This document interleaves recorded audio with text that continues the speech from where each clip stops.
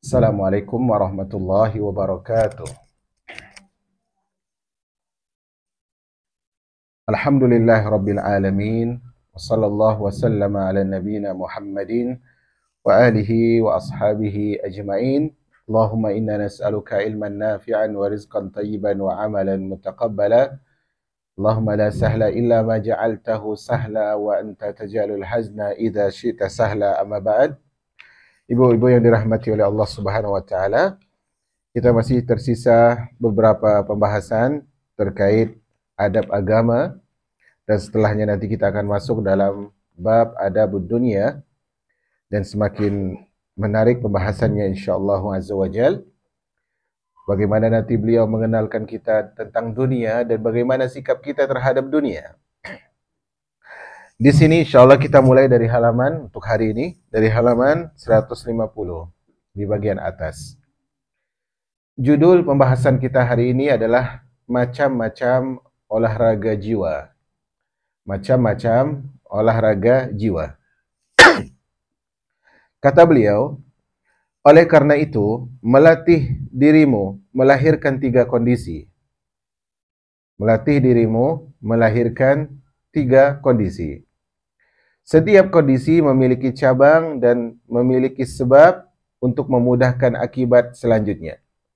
Jadi, cara kita melatih diri kita, melatih jiwa kita, itu adalah dengan 3 cara.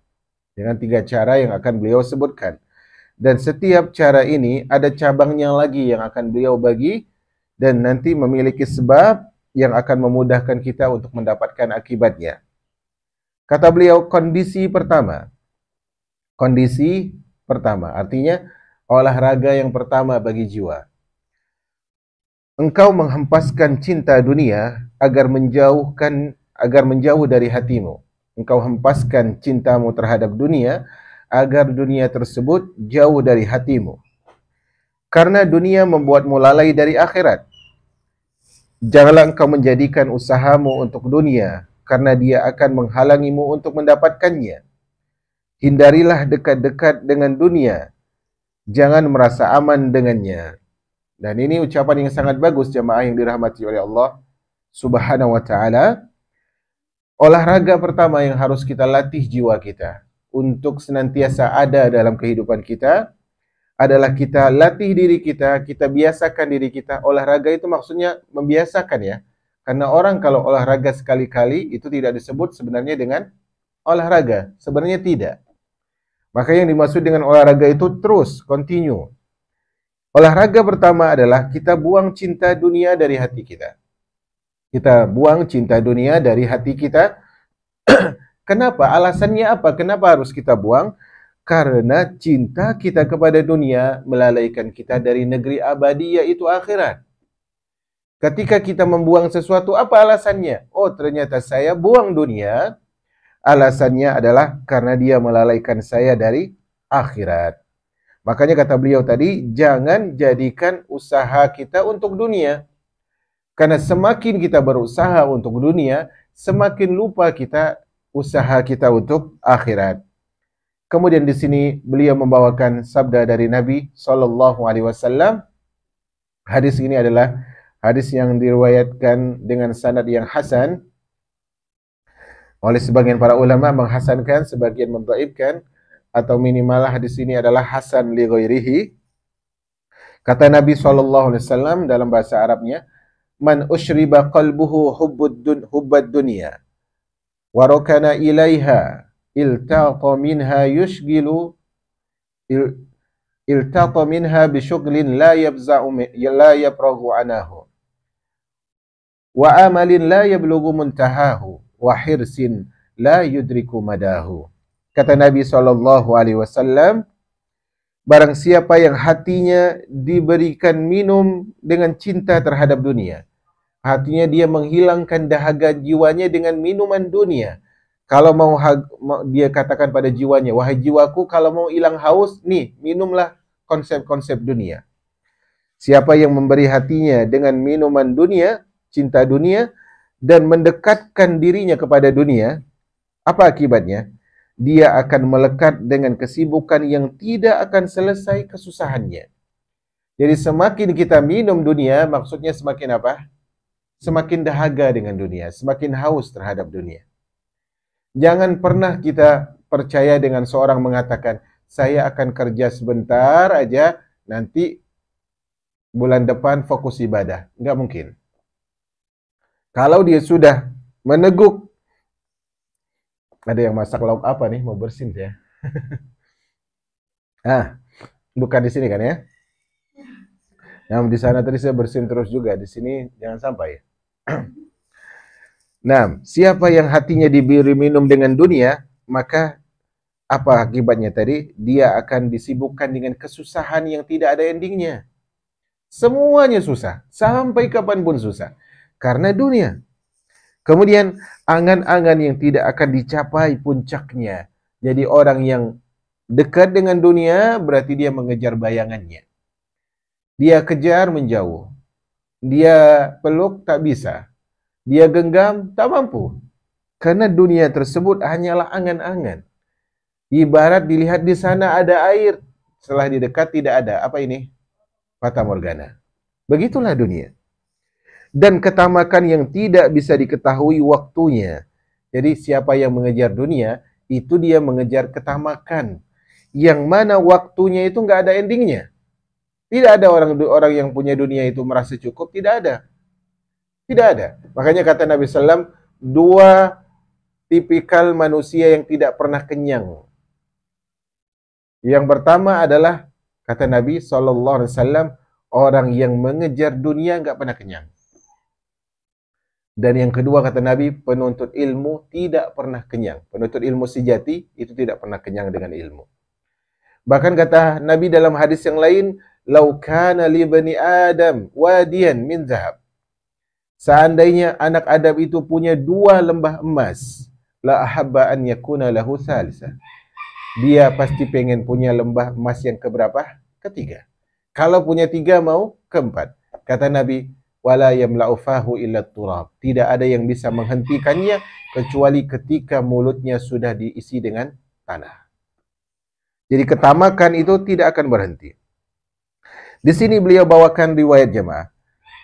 Berkata Isa ibn Maryam alaihi salam. Berkata Isa bin Maryam alaihi salam, dia mengatakan, ad-dunya li iblis mazra'ah wa ahluha lahu huraz. Allahu akbar. Kata beliau, kata Isa alaihi salam dalam riwayat Israiliyat, dunia itu adalah ladangnya iblis. Sedangkan pengejar dunia, yaitu penduduk dunia yang mati-matian, itu adalah para petaninya siapa? Iblis.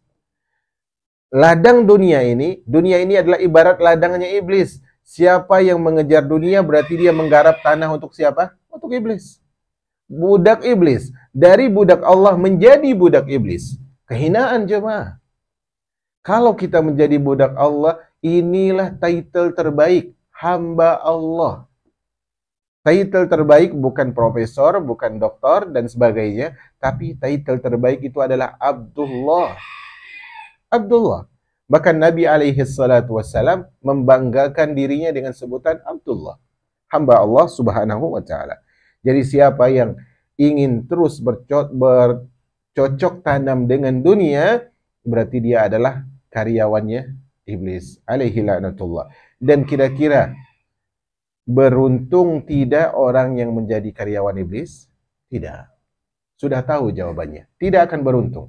Akan sering ditipu. Akan sering ditekan. Akan sering dijanji palsu. Akan sering dijanji palsu.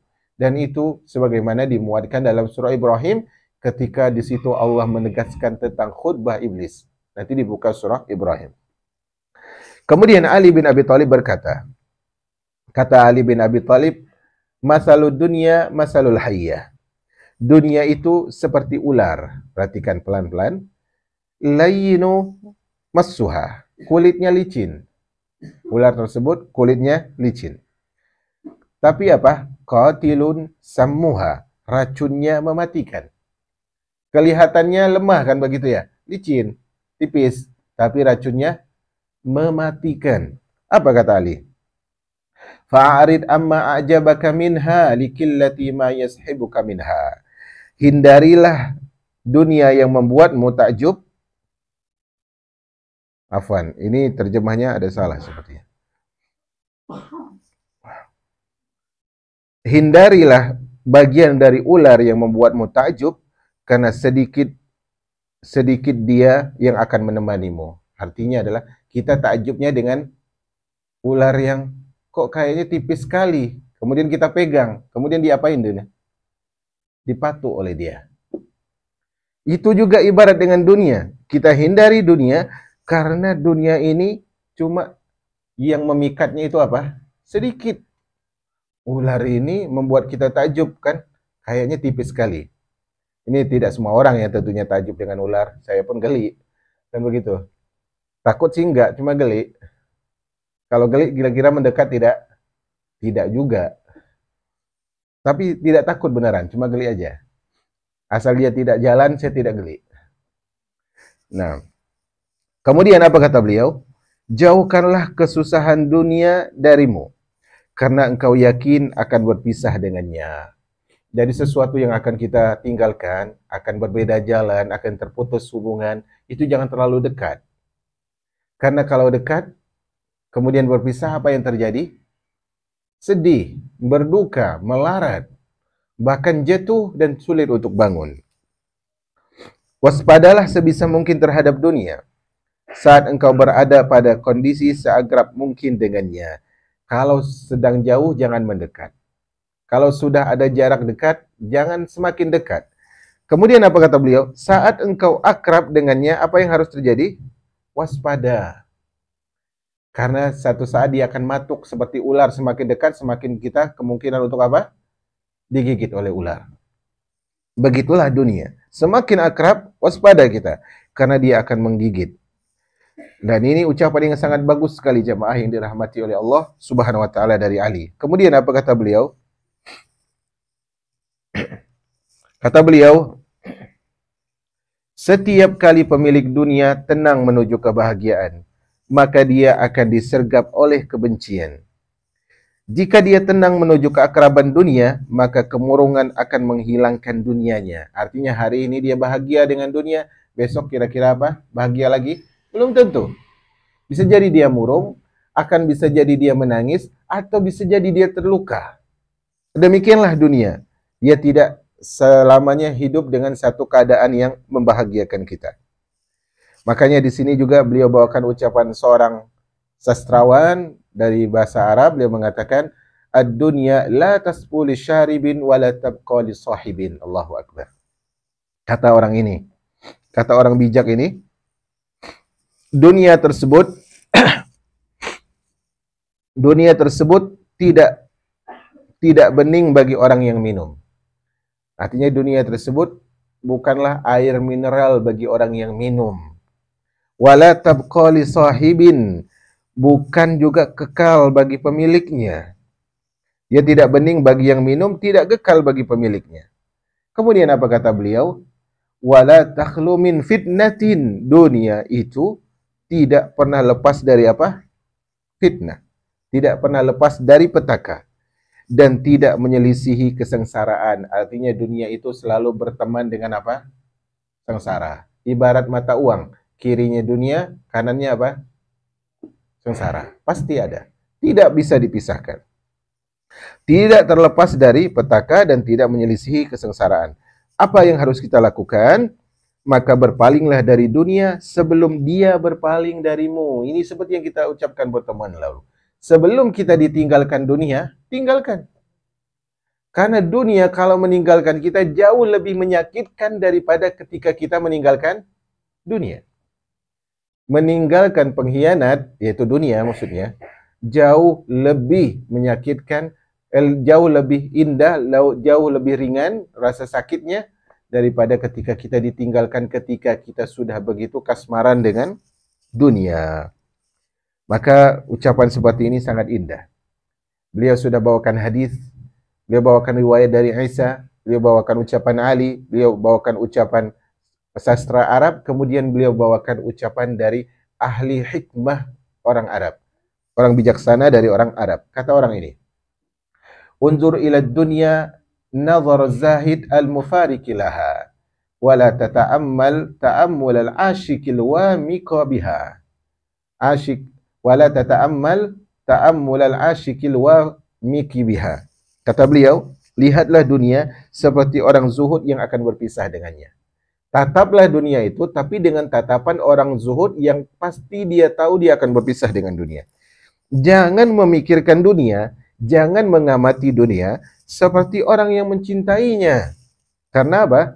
Karena kalau kita mengamati dunia kemudian tertawan dengan dunia, kita sulit lepas dari jebakan dunia, coba. Jadi lihatlah dunia, boleh atau tidak boleh. Pengen punya ini boleh, tapi ingat setelah itu apa? Ditinggalkan. Dan orang yang tahu bahwa dia akan meninggalkan sesuatu yang dia punya, kira-kira berlebihan tidak? Tidak. Karena dia tahu ini kemudian akan menjadi warisan orang lain. Atau mungkin di sini ada hak orang lain tapi justru diberikan kepada keluarga. Maka itu akan jadi petaka. Makanya Ali bin Abi Thalib radhiyallahu anhu bilang, apalah artinya dunia ini? Apalah artinya harta? Maksud beliau. Halaluha hisab wa haramuha azab. Halalnya dihisab, haramnya diazab. Apa indahnya coba? Bahkan disebutkan oleh Nabi, orang kaya itu telat masuk surga setengah hari. Berapa? 500 tahun. 500 tahun. Karena satu hari di akhirat itu 1000 tahun. Sulit jamaah yang dirahmati oleh Allah Subhanahu wa taala. Hisab itu menyakitkan. Hisab tersebut menyakitkan. Kemudian beliau bawakan ucapan seorang penyair. Seorang penyair ini mengatakan dengan syair yang sangat indah, kata beliau, ala innamad dunya ka ahlami naimin wa ma khairu anshin la yakunu bidaimin. Ingatlah dunia itu hanya seperti mimpi orang yang sedang tidur. Kebaikan hidupnya tidak kekal. Kita mimpi, kemudian mimpi tersebut realita atau tidak, bangun, udah habis, nggak kekal. Ta'ammal idza ma nilta bil amsi lazzatan fa'abnaitaha hal anta illa kahalimin. Pikirkanlah, kata beliau, jika engkau mendapatkan kelezatan kemarin, lalu engkau menghabiskannya, bukankah engkau seperti orang bermimpi? Begitu kan ya? Kemarin tiba-tiba dapat hadiah ini dari orang misalnya. Dimakan, habis. Seperti mimpi kan? Hilang tanpa jejak. Itulah dunia.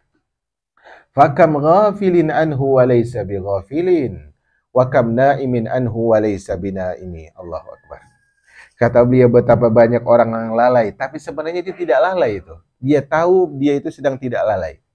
Dan betapa banyak orang yang tidur tetapi tidak tidur. Sebenarnya dia sadar, cuman terlalu cinta kepada siapa tadi? Dunia.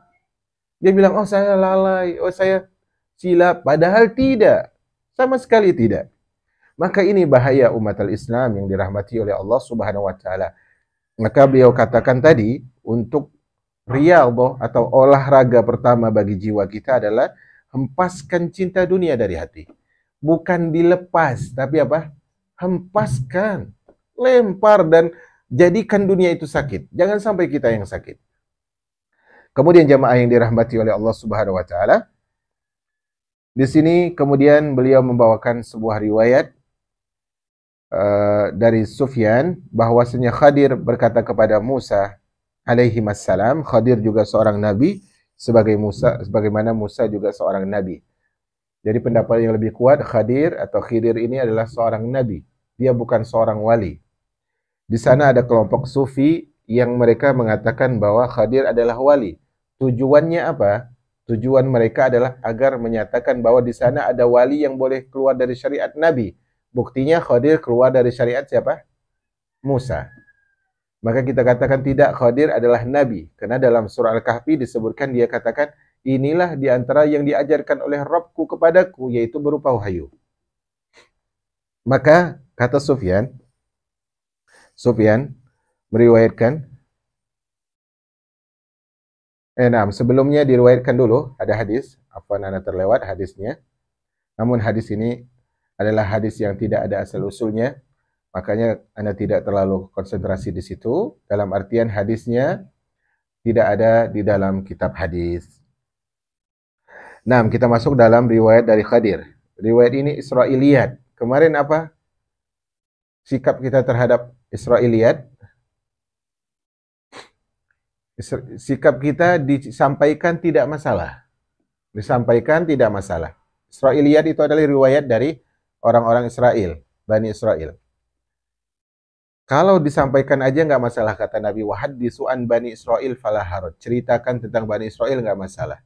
Tapi kalau cerita ini bertentangan dengan hadis Nabi atau ayat Al-Quran, maka kita tidak terima. Tapi selama itu tidak bertentangan, boleh kita ceritakan.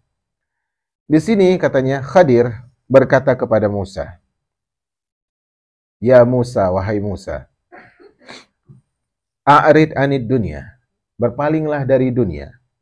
Wanbizha wara'aka, dan wanbiz ini adalah buanglah dia di belakangmu. Fa innaha laista laka bidar, karena dunia itu bukan negerimu, bukan tempat tinggalmu. Wala fiha mahallu qarar, dan dia bukan juga tempat menetapmu, bukan tempat abadi. Wa innama ju'ilatid dunya lil 'ubbad liyatazawwadu minha lil ma'ad. Pada asalnya, kata Khadir, sesungguhnya dunia tersebut dijadikan untuk para hamba agar mereka menjadikan dunia itu sebagai bekal untuk hari yang dijanjikan, yaitu hari kiamat. Jadi kalau kita menjadikan bekal sebagai sesuatu yang kita anggap abadi, maka celaka kita jemaah. Sesuatu yang hanyalah bekal, kalau kita jadikan abadi, berarti bekal ini tidak mau kita manfaatkan, begitu kan ya? Justru mau kita bersenang-senang dengannya. Yang ada adalah kita kelaparan. Ada makanan, bekal, kita katakan kayaknya bekal ini abadi deh sampai kapanpun. Biarin aja lah dulu, main-main aja. Lapar. Kemudian apa yang terjadi? Basi. Kalau udah basi apa? Bisa dimanfaatkan? Tidak. Sama, dunia ini bekal. Kalau kita biarkan begitu saja untuk tidak dijadikan sebagai sarana untuk amal saleh, maka setelahnya kita akan mendapatkan di akhirat bahwa dunia itu sudah tidak bisa kita gunakan lagi. Maka penting jemaah yang seperti ini, momen-momen menjelang masa-masa musim ibadah seperti Ramadan akan hadir, maka hal ini kita harus ingat.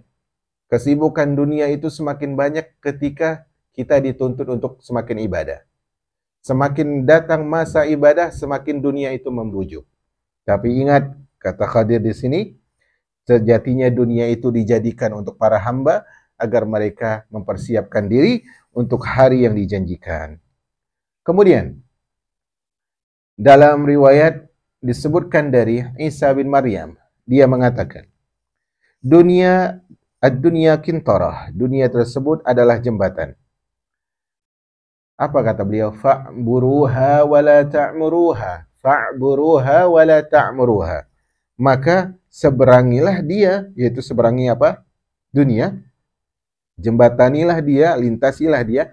Jangan kau makmurkan. Jangan dihappy-happykan dengan dunia tersebut. U'buruha wa la ta'muruha. Jadikan dunia itu jembatan, jangan sesuatu yang dimewah-mewahkan, diramaikan. Kemudian Ali bin Abi Thalib menjelaskan tentang dunia. Allahu Akbar. Ini penjelasan semakin bagus dari Ali bin Abi Thalib radhiyallahu anhu. Apa kata beliau? Dia menyifati dunia. Kalau kita pengen kenal dunia, coba perhatikan kata Ali. Awwaluha ana'un. Awalnya, permulaannya, kepayahan. Payah nggak dapetin dunia jemaah? Payah kan ya? Awalnya aja udah lelah. Orang cari kerja misalnya ngantri. Bahkan kalau kita mau beli di grosir pun ngantri. Kan begitu ya? Padahal kita bayar atau tidak? Bayar, ngantri. Yang katanya kalau mau pesan instan nggak usah keluar rumah, pakai jasa online. Nunggu nggak? Nunggu juga. Payah memang dunia. Awaluha ana. Yaitu awalnya adalah kepayahan. Kemudian kata Ali bin Abi Thalib, akhiruha fana. Akhirnya fana, binasa. Awalnya sulit, ujungnya habis. Fana. Kemudian apa kata beliau tadi yang Anda sempat sebutkan? Halaluha hisab, haramuha iqab. Di sini bahasanya berbeda. Halalnya dihisab, haramnya dihukum. Dalam riwayat lain, haramuha azab. Haramnya diazab. Man sahha fiha amin. Kata beliau di sini, siapa yang sehat, dia merasa aman. Bukankah begitu? Orang kalau lagi sehat, oh ini masih sehat kok, nggak ada rasa sakit apa-apa. Merasa aman dia. Kemudian apa? Waman marido fiha nadim. Tapi kalau udah sakit, nyesel.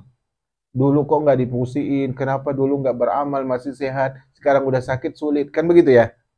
Nah, jangan sampai Ramadan kita menyesal seperti ini. Kemarin di awal kok saya nggak lebih rajin ya. Akhirnya di akhir ini sakit, akhirnya kan susah. Kan ada orang buat gini jemaah.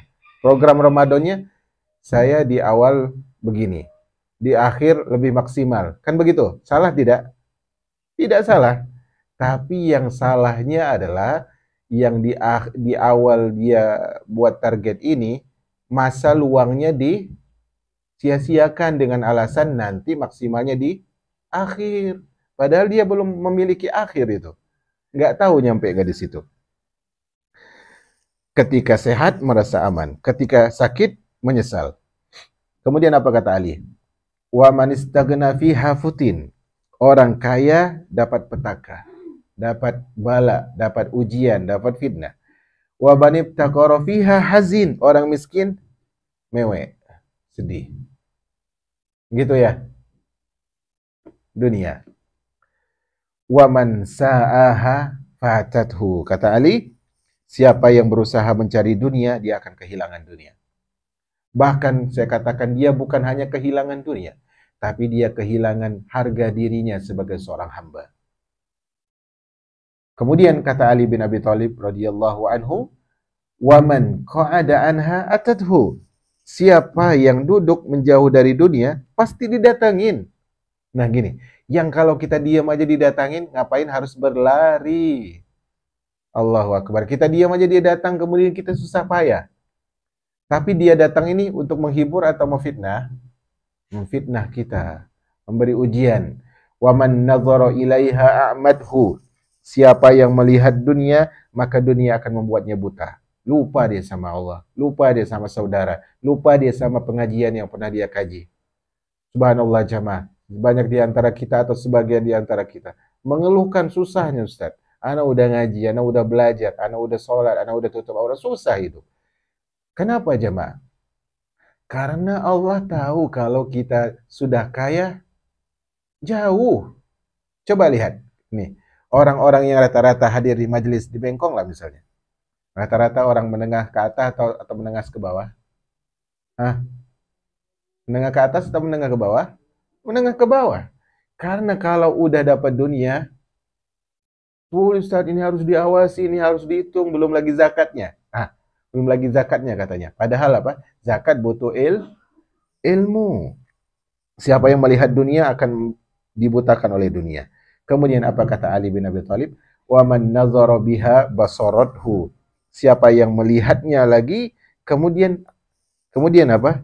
Dia menjadikannya melihat. Barang siapa melihatnya, maka dia menjadikannya melihat. Artinya, siapa yang udah tahu semua realita dunia tadi yang disebutkan oleh Ali, tahulah dia hakikat tentang apa? Dunia. Oh, ternyata nggak bagus memang untuk dikejar. Ternyata begini dan begitu memang dunia ini. Allahu Akbar ya. Dan terkadang malu kita kalau bertemu dengan Rasulullah SAW, sementara kita menangisnya karena dunia. Apa tanggung jawab kita, apa jawaban kita seandainya Rasulullah hidup nih? Kenapa engkau menangis? Karena miskin wahai Rasul. Malu jemaah yang dirahmati oleh Allah Subhanahu wa taala. Kemudian salah satu sastra Arab berkata, ini ucapan-ucapan yang bagus semua. Inna dunya tuqbilu iqbalat talib. Dunia tersebut berlari seperti orang yang mencari, atau datang seperti orang yang mencari. Dunia tersebut datang seperti orang yang mencari. Berlari diganti saja dengan datang. Dunia itu datang seperti orang yang sedang mencari sesuatu. Wa tudbiru idbar al-harib. Kemudian dunia itu pergi melarikan diri. Kemudian dunia itu pergi seperti orang yang melarikan diri. Datang seperti orang yang nuntut sesuatu. Kemudian setelah dapat apa? lari, nggak pamit, nggak apa. Itu dunia. Jadi kalau dia datang sama kita, itu niat baik atau buruk? Niat buruk. Kalau udah dapat, udahlah. Lo gue end. Gitu dunia. Kemudian apa? Kata beliau. Watasilu wisalal malul. Allahu Akbar. Menyambung seperti orang bosan. Jadi kalau dia pengen menyambungkan hubungan, itu asal-asalan. Sebenarnya dia bosan sama kita. Cuma lagi ada perlu. Watufariku firaqal ajul. Tapi ketika berpisah buru-buru. Kalau mau nyambungin hubungan, nanti saya datang ya. Ditunggu lama-lama, nggak datang. Pas lagi nggak ditunggu, datang. Pas buat janji lama, OTW. Dunia bilang OTW ya. Nah, kan begitu ya. Tapi pas mau pergi buru-buru, baru datang udah pergi. Itulah dunia. Baru aja sampai udah pergi. Karena udah dapat dia maksudnya. Apa itu? Memfitnah kita. Allahu Akbar. Kemudian apa kata beliau? Fa khairuha yasir wa isuha qasir. Kehidupannya itu pendek, kebanyakannya itu sedikit. Artinya kalau kita bilang kita dapat banyak dunia, sebenarnya apa? Sedikit. Karena asalnya adalah balanya yang banyak. Kemudian aisuha qasir. Hidup dunia itu pendek. Minimal hidup kita di dunia itu pendek. Dunia ini pasti fana, pasti hancur, tapi kita dulu yang hancur. Wa ikbaluha khadi'ah wa idbaruha faji'ah. Kata beliau, pendekatannya tipuan, kemudian kelezatannya itu fana. Semuanya bahaya, nggak ada yang baik. Wa lazzatuha faniyah wa tabi'uha baqiyah. Kemudian ajalnya itu ada, pasti.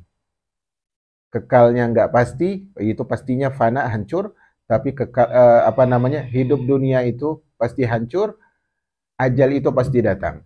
Kemudian kata beliau, fagnim ghafwataz zaman wantahiz fursatal imkan wa khuz min nafsika li nafsika wa tazawwad min yaumika li ghadika. Kata beliau, jadi apa yang harus kita lakukan?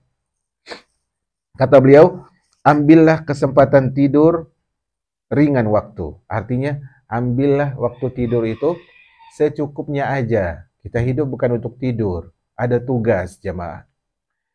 Udah sahur, sholat subuh, apa yang terjadi? Ngantuk. Kan begitu ya? Ngantuk. Padahal hari-hari biasa nggak gitu tuh. Karena nggak ada aktivitas saja. Kan biasanya hari biasa, habis subuh, masak.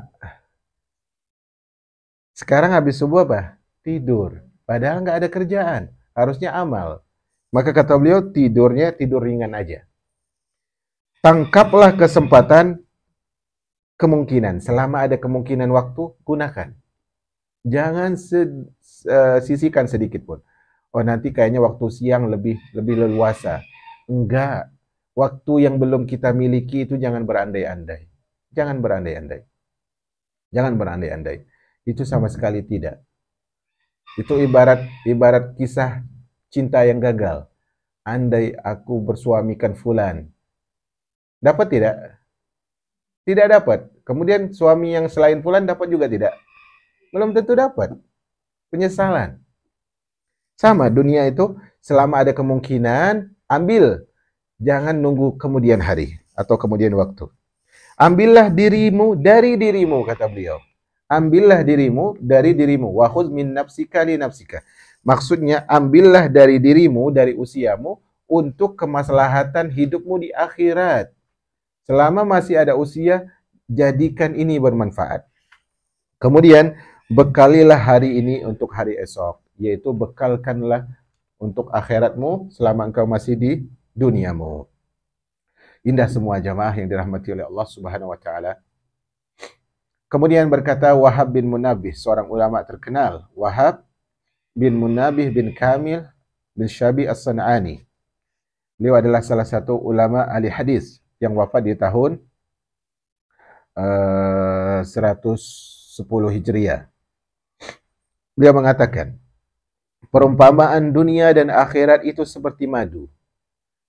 Masalu dunia wal akhirah masalu darratain. Madu di sini madu berjalan ya. Madu di sini maksudnya adalah istri yang dimadu. Paham ya? Bukan madu yang itu tuh, tapi ini madu yang buat marah. Nah, paham ya? Madu di sini madu asli ya. Nah, madu asli. Nggak peduli namanya murni atau nggak murni, yang penting asli. Nah, kata beliau, dunia ini, mana tadi? Kata beliau, perumpamaan dunia ini seperti madu. Itu seorang wanita yang punya madu. Jika engkau membuatnya rela, jika engkau membuat rela salah satunya, artinya ini ibarat bagi suaminya, wahai suami, dunia ini mirip istrimu, gitu. Jika engkau membuat rela salah satunya, maka engkau akan membuat marah yang lain. Kalau kau condong pada istri yang satu, maka yang lain akan apa? Marah. Begitulah dunia, kata Wahab bin Munabbih. Dan ini benar sekali jemaah. Kalau kita condong pada dunia, akhirat menjauh. Kalau kita condong pada akhirat, dunia marah. Tapi yang jadi tolak ukur kemudian apa? Keadilan.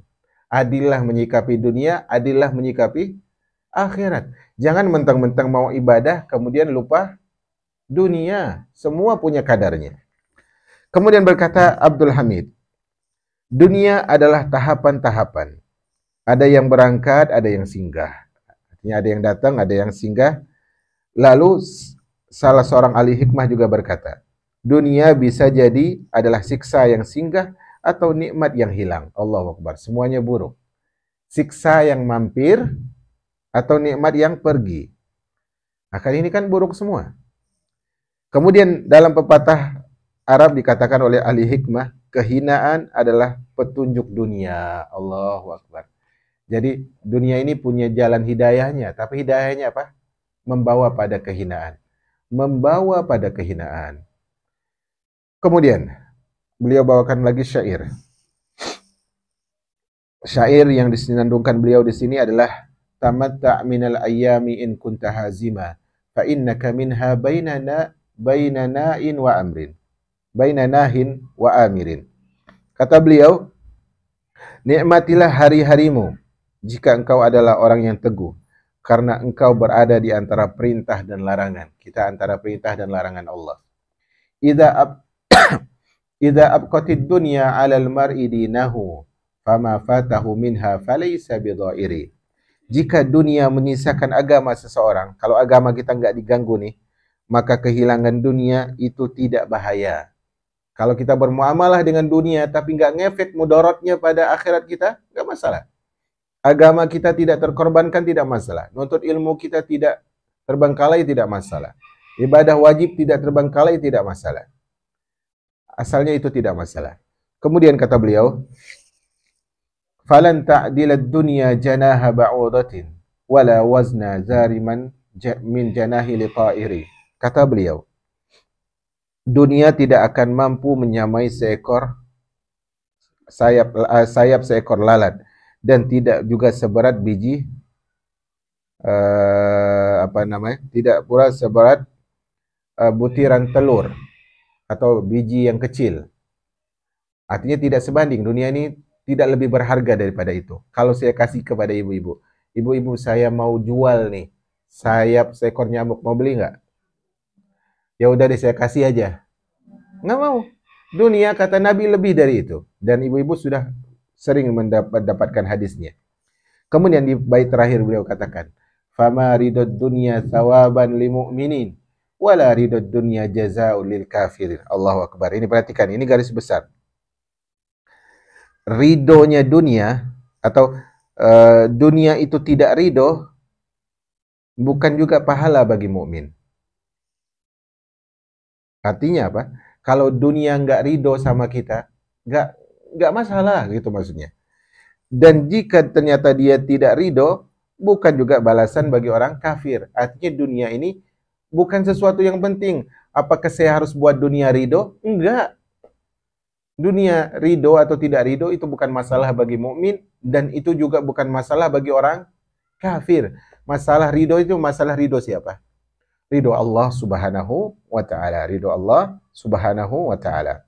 Kita cukupkan poin ini ya sampai habis. Nanti kemudian baru poin kedua, ketiga, dan seterusnya. Karena poin pertama agak panjang. Kemudian kata beliau, diriwayatkan Nabi SAW bersabda, bentar saya cek hadisnya. Nama hadisnya nggak usah kita bacakan, karena hadisnya juga tidak ada asal-usulnya. Kita masuk pada ucapan Isa bin Maryam.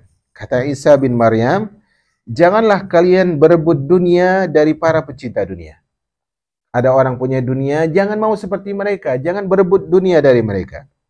Karena mereka akan merebut agama dari kalian. Konsekuensi jemaah. Kalau kita minta dunia, maka korbannya apa? Maharnya apa? Agama. Pasti. Apa yang menghalangi orang untuk haji? Hah? Apa yang menghalangi orang untuk pergi ke Mekah? Paris. Apa lagi? London. Apa lagi? Amerika, Turki, Qatar. Bukankah begitu? Yang menghalangi mereka dari dunia, dari agama apa? Dunia. Apakah tidak mampu haji? Tidak, justru perjalanan ke negeri barat itu jauh lebih mahal daripada hajinya. Kemudian dikatakan belum ada panggilan, dari dulu udah dipanggil. Wahai manusia, Allah punya hak untuk kalian menunaikan haji. Sudah dipanggil. Janganlah kalian merebut dunia dari pecinta dunia, karena mereka akan merebut agama dari kalian. Kalian tidak mendapatkan dunia mereka, dan kalian tidak menyisakan agama kalian. Jadi kalau kita ngambil dunia, barternya apa tadi? Agama. Dunia enggak kita dapat, agama pasti hilang. Dunia ini ibarat bermuamalah riba lah. Untung nggak dapat, rugi pasti. Rugi pasti. Kemudian Ali bin Abi Thalib berkata, janganlah engkau tenang terhadap orang yang berkata tentang dunia seperti ucapan orang zuhud.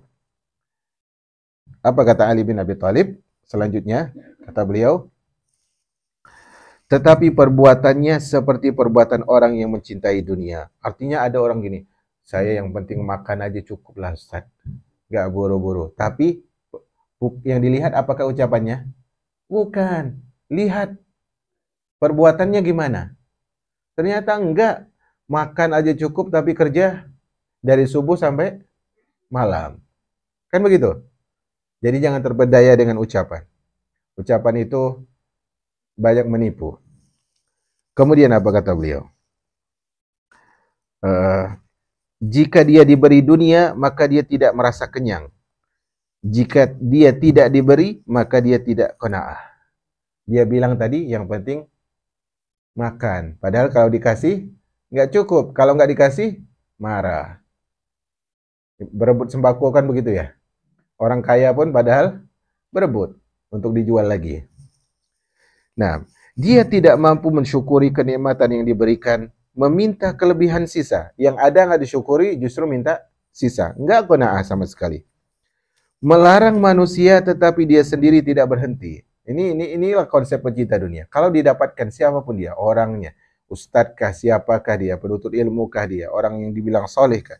Tapi kalau dia dilihat dalam kehidupan sehari-hari adalah dia ternyata tidak cukup dengan dunia, maka yang didengar bukan ucapannya.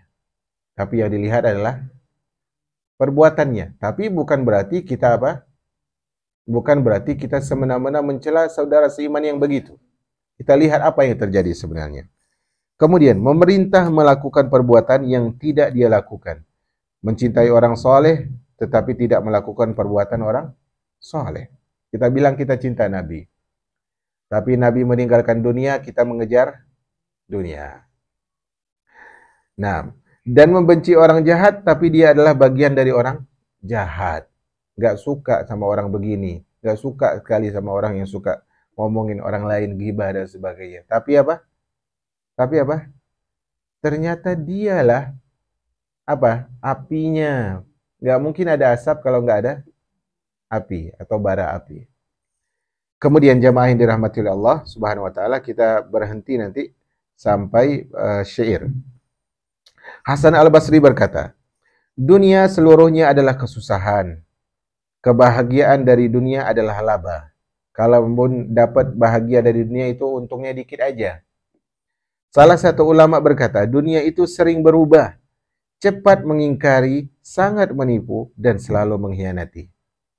Saya ulangi, cepat mengingkari, kemudian sangat cepat juga menipu, dan sangat cepat juga apa? Mengkhianati.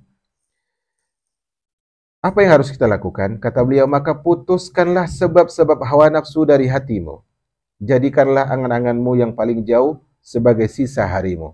Jadi angan yang paling jauh itu apa? Akhirat, surga, bertemu Allah. Bersikaplah seakan-akan engkau melihat pahala amalmu. Artinya, oh di sana ada amalan, ada pahala. Maka kita, oh.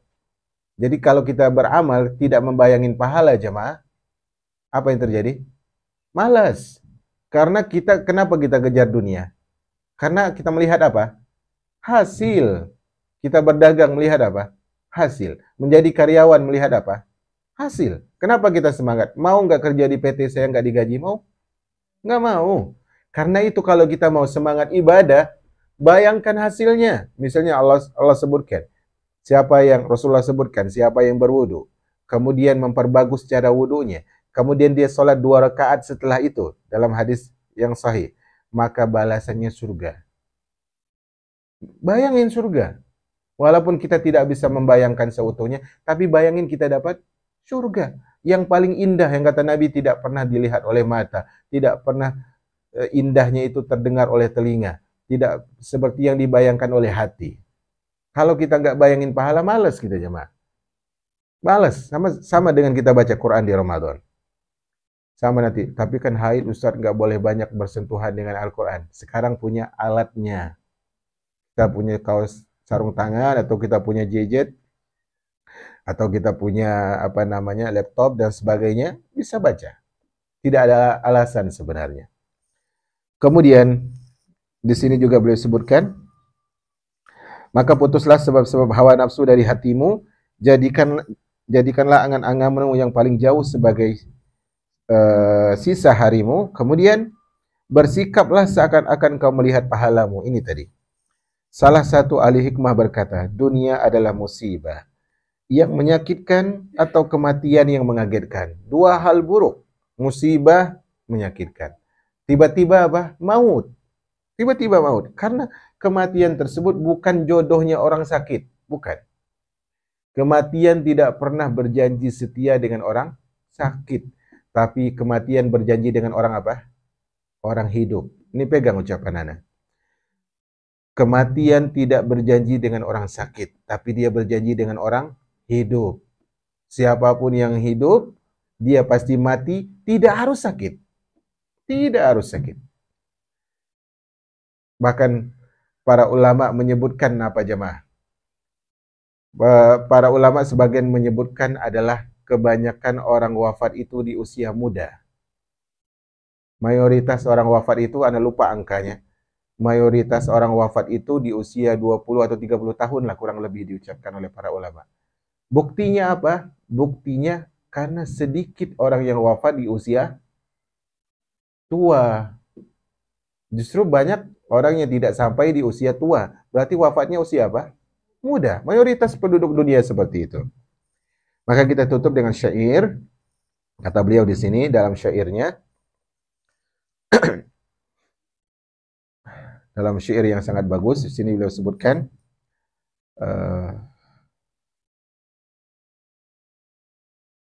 khali dunyaka innaha ya'qubul khairu syarroha. Lepaskan duniamu karena kebaikannya diiringi oleh keburukan. Baiknya dikelilingi oleh keburukan. Baiknya satu, keburukannya mengelilingi. Kemudian, hayyu ummun ta'ukumin nasliha man yabarruha. Kata beliau, dunia adalah ibu yang mendurhakai keturunannya yang berbakti. Artinya, dunia ini ibarat seorang ibu, sementara penduduk dunia ini ibarat anak. Tapi anaknya ini selalu disakitin oleh ibu. Maksudnya apa? Pecinta dunia ini selalu disakiti oleh dunia, padahal anaknya nurut apapun yang dibuat. Paham di sini ya? Kemudian kullu nafsin fa innaha